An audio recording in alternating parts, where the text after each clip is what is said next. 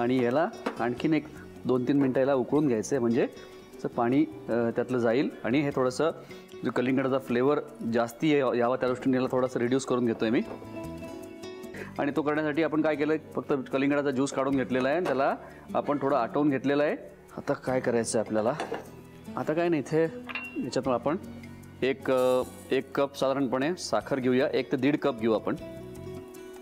याच्यामध्ये आपण अर्धा ते पाऊण कप हा जो ज्यूस आहे तो टाकूया, रिड्यूस केलेला ज्यूस. आणि एका बाजूला आपण इथे मी पाऊण कप कॉर्नफ्लॉवर घेतलेला आहे, तो याच्यात टाकतोय या उरलेल्या कलिंगडाच्या ज्यूसमध्ये आणि त्याला मिक्स करून घेणार आहे. थोडंसं मीठ, किंचित थोडीशी साखर इथे विरघळायला लागली की आपल्याला याच्यामध्येच ते जे कॉर्नफ्लॉवरचं मिश्रण आहे ते पण टाकून घ्यायचं आहे.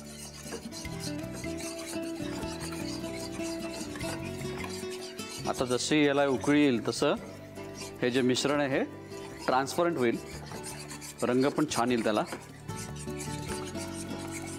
येस, आता याचा रंग पालटायला लागेल. मिक्स केल्यानंतर आता मी काय करतोय, आणि हे शिजत असतानाच याच्यामध्ये टाकतोय मी थोडे हे 4 मगजचे दाणे, थोडा लिंबाचा रस आणि याला परत मिक्स करतोय. आणि आता याच्यामध्ये जाणार आहे तूप.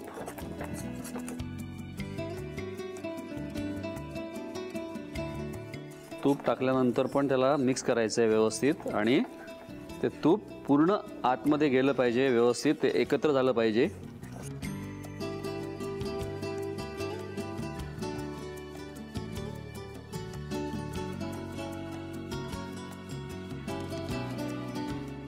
त्याचबरोबर इथे हा मोल्ड वापरतोय मी.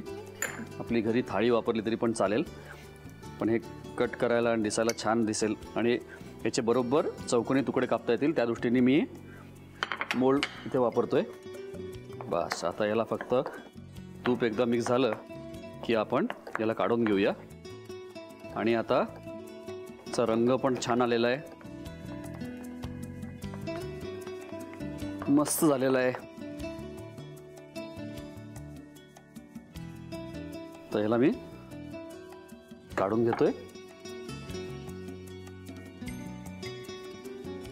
याला इथे असं एक लेवल करून घेतोय. वा, वरती जाणार आहेत हे 4 मगजचे दाणे.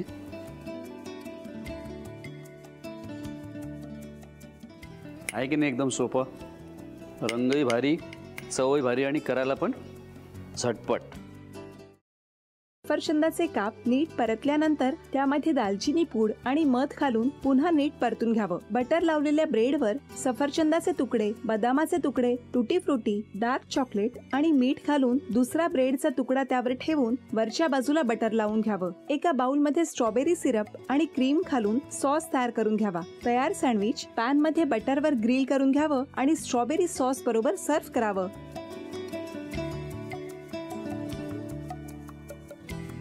हे जेव्हा बोलत होते तेव्हा मी बघत होतो की या दोघांनी स्वतःचा संसार उभा केलाच, पण स्वतःच्या संसाराबरोबर अनेकांच्या आयुष्यात आनंद निर्माण केला.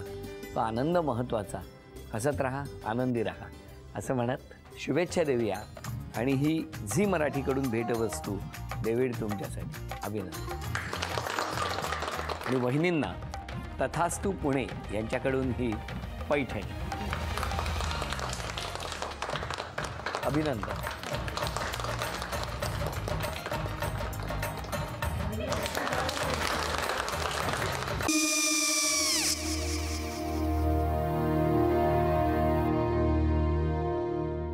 काय गो? काय झालं? काय झालं? काय आले, मी निकाल लावून आली. हो, पण तिची आईच काय बोलली? तिला वाटलं का सगळ्या निशाने आपल्या चुका कबूल केल्या का? आई, मी चांगलं सुनावून आली आहे.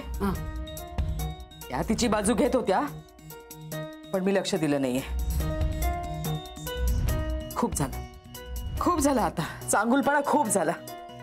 मऊ दिसलं ना की कोपऱ्याने खणतात ना माणसं, ते असं. अगो पण आईच म्हणली काय तिची, पटला काय तिका? मला माहिती नाहीये. आई, मी तुम्हाला नंतर फोन करते. हो. आणि आई बाबा जे बोलले त्याचं वाईट नका वाटून घेऊ. सॉरी. सॉरी काय त्या? नेहा आले. आई मी येते. हो. काकू येते.